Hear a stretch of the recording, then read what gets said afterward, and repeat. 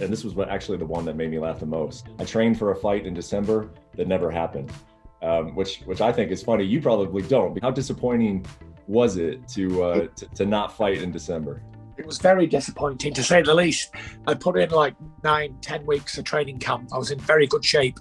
I'd done all the sparring, did everything that was needed for a fight. And within like 2 weeks to go, the plug got pulled on the fight because there was a lack of funds for one. There was no crowd, nothing allowed in, and we thought they might have been allowed. I don't know. It was just a big mess up, really. But I should have boxed. I mean, your opponent is going to be facing somewhat of the same thing. He hasn't been able to fight for a while because of the same circumstances. So do you think that has an impact on the fight if the Joshua fight does come together in June? I mean, how much of a concern, I suppose, is it for you? Which I'm not that optimistic about of lately. Really? He only fought in December. So December to June's only 6 months out the ring. So he'll be a full year in front of me of activity, but I'm that much in front of him with skill.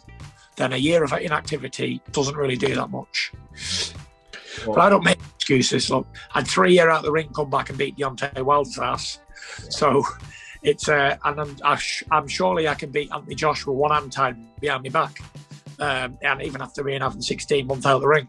I mean, you kind of dropping a bombshell on me here that you're not optimistic that the fight's happening, because it seems like all the reports are very positive. It seems like this fight was gearing towards June. How come you're not optimistic about the fight? I'm not optimistic. They've had a full year to try and make this fight happen. Since the last Wilder fight, they were talking, even before the Wilder fight, they were talking about the fight potentially between me and Joshua. They've had a full year to make something happen. It's not happened as of yet. So, it is what it is. It's nothing's happened. We're no further forward today than we was a year ago. If the fight were to not happen, why? Why would it not? As you all heard on the audio, no, your ears did not deceive you. Tyson Fury went from claiming that him and Anthony Joshua agreed to a 2-fight deal back in 2020. Fast forward till 2021. At the present in time, Tyson Fury revealed that he is not so optimistic about the Anthony Joshua fight coming to fruition this year, especially not next, which is a quick turnaround to say the least. Therefore, if you may wonder why that is, since everyone is on board. So the $1 million question, what is the big obstacle that's blocking the fight from coming to fruition? The answer is very simple. Wilder versus Fury mediation/arbitration kept Tyson Fury inactive. So he's not as comfortable approaching an Anthony Joshua fight being so inactive. However, that's what old media is not going to tell you. See, Tyson Fury implied that he needs a tune-up fight. Therefore, there is a simple solution where Tyson Fury could kill 2 birds with 1 stone. Matter of fact, 3 birds. Tyson Fury could get rid of arbitration with Deontay Wilder. He could make a lot of money and have a tune-up fight at the same damn time by honoring his rematch clause against Deontay Wilder. However, for some reason, Tyson Fury refuses to fight Deontay Wilder at all costs, regardless of the benefition he could get out of it. Furthermore, for the people that don't know, Wilder and Fury are in arbitration right now.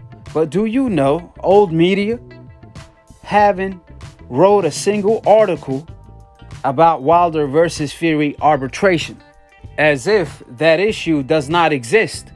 Because if they do, a lot of people are going to start questioning Tyson Fury and why he doesn't honor the rematch clause if he stands to lose a lot of money.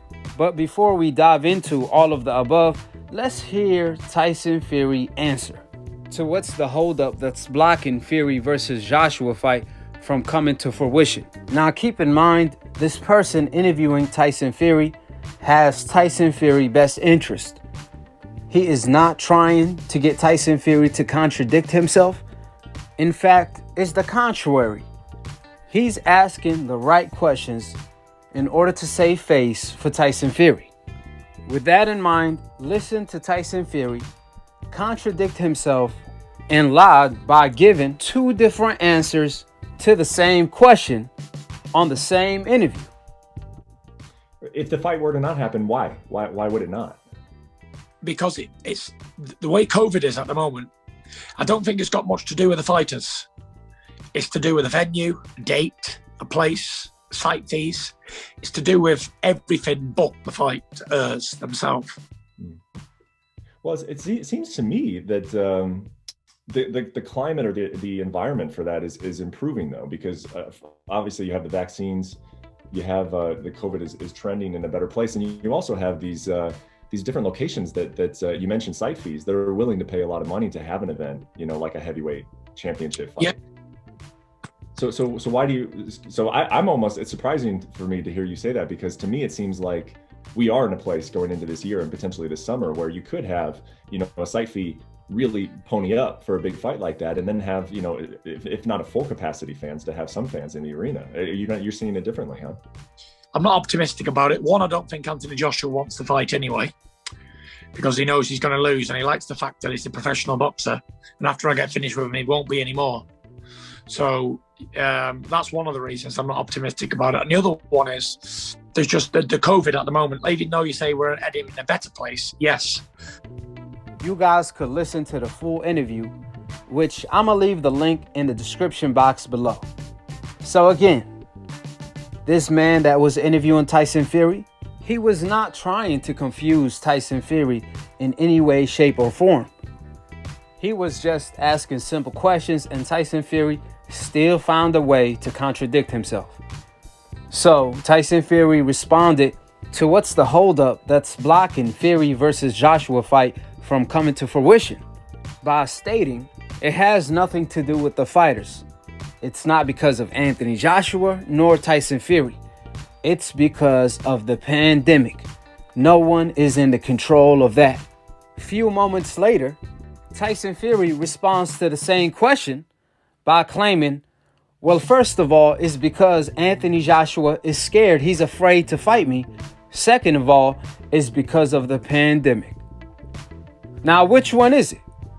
You can't have it both ways.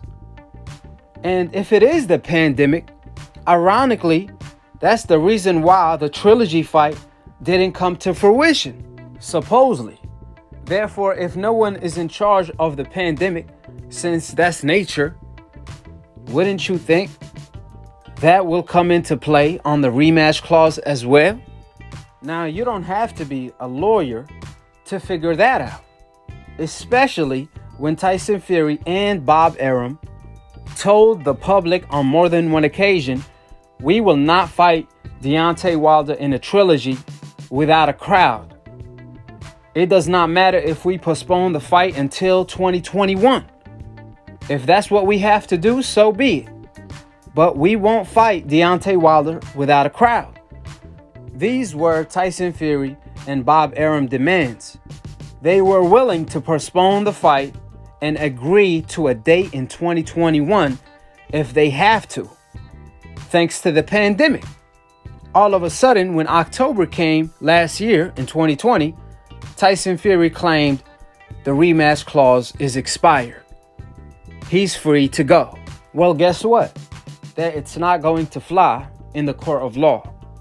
Therefore, Anthony Joshua versus Tyson Fury is in jeopardy to be canceled, thanks to Tyson Fury reckless moves, doing whatever it takes to escape the trilogy with Deontay Wilder. For the people that don't know, a couple months ago I reported that Tyson Fury own promoter Frank Warren, he told ESPN the arbitration with Deontay Wilder could derail the fight with Anthony Joshua and block the fight from coming to fruition. Fast forward a couple months later, Tyson Fury comes out and says he is not so optimistic the mega fight with Anthony Joshua is going to come to fruition. Now, ironically, Fury wants to blame it on the pandemic, knowing that the vaccination is out and they have COVID pretty much in control at the moment in time. More importantly, By June, they should have audience to some capacity for fights and events. So that's really not the issue. Even Errol Spence's comeback last year during a pandemic, he sold 14,000 tickets, I believe. Therefore, the cold reality the old media won't report is that Wilder versus Fury mediation blocked Tyson Fury cherry pick last year against Kabali on December 5th. Tyson Fury wants to claim the reason why the Kabali fight never came to fruition due to the lack of funds, money. But how is it? Supposedly the biggest star in the heavyweight division, the highest paid, a fighter that came off his biggest win of his career, there is a lack of funds when it comes to Tyson Fury? Does that make any sense? Do you guys know Canelo, Errol Spence, and Anthony Joshua? They all fought in December. They all big stars. There wasn't any lack of funds when it came to them, but there is a lack of funds when it comes to Tyson Fury. So if that's the case and Tyson Fury is not the star old media keep painting him out to be, then why doesn't he make all that money against Deontay Wilder in a trilogy since he beat him so easy in the rematch if the allegations aren't true? That way, he could satisfy the rematch clause by honoring the rematch clause instead of being in mediation and arbitration to this day. Because the truth to the matter is, mediation blocked the Kabali fight from coming to fruition. And now arbitration is blocking the Anthony Joshua fight from coming to fruition. All of these problems could have been solved if Tyson Fury honored his rematch clause. I mean, we are approaching March in 2021. It's been a year plus since Tyson Fury last fought against Deontay Wilder. Tyson Fury, he could have been fought Deontay Wilder in a trilogy and cleared up any allegations against him. And we already know what time it is. When a boxer fights a banger, usually in a rematch or two, the boxer always get the best of the banger. So why is Tyson Fury so shook of Deontay Wilder if the allegations aren't true? But people lie, men lie, women lie, old media definitely lie. However, your eyes don't lie.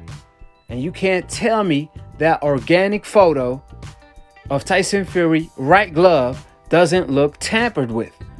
That's the reason why. That's why Tyson Fury, after he beat Deontay Wilder the second time, he told Max Kellerman that Deontay Wilder is still a more dangerous fight for him than Anthony Joshua. Now let that sink in. Tyson Fury revealed to the public before Deontay Wilder rematch clause expired in October. Tyson Fury revealed to the public that he's no longer going to fight Wilder because he has to stay active due to his health condition. Well, guess what? Tyson Fury did not honor his rematch clause when it was still active because Deontay Wilder activated the rematch clause a week after the rematch with Fury. However, Fury supposedly pulled out of the trilogy fight to cherry pick and stay active, and he haven't fought anybody till this day. But there's one fighter he could have fought, and that fighter named Deontay Wilder. But he refuses to get in the ring with that man. What does that tell you? Regardless of Tyson Fury Hope Insurance that's better than Geico, he obviously have the complexion for the connection to get the ultimate protection by old media. But nevertheless, Tyson Fury actions tells you that everything about Glovegate is true, because he will even turn down $50 million to fight someone he already destroyed. And let's get one thing clear. You guys can't use the excuse of Fury pulled out of the trilogy with Wilder because Wilder accused him of tampering with his gloves. That's not the case, because Tyson Fury pulled out of the trilogy before Wilder said anything or accused him of any foul play. Tyson Fury pulled out of the trilogy before Wilder dropped the bomb squat on the mic. Matter of fact, the main reason Wilder exposed Tyson Fury of cheating was because Tyson Fury pulled out of the trilogy and didn't honor the rematch. See, Wilder is the type of warrior. He wanted to get his revenge with his own hands, not in court, so on and so forth. However, old media want to paint the narrative as if Wilder is this crazy madman. But again, the truth will always come out. It may take a day, it may take a month, it may take a year. But three things that can never ever be hidden are the sun, the moon, and the truth. They will always come out. With that being stated, drop your thoughts in the comment section below, subscribe below, and to be continued on the next episode of Akhi, TV. Peace, and we out here.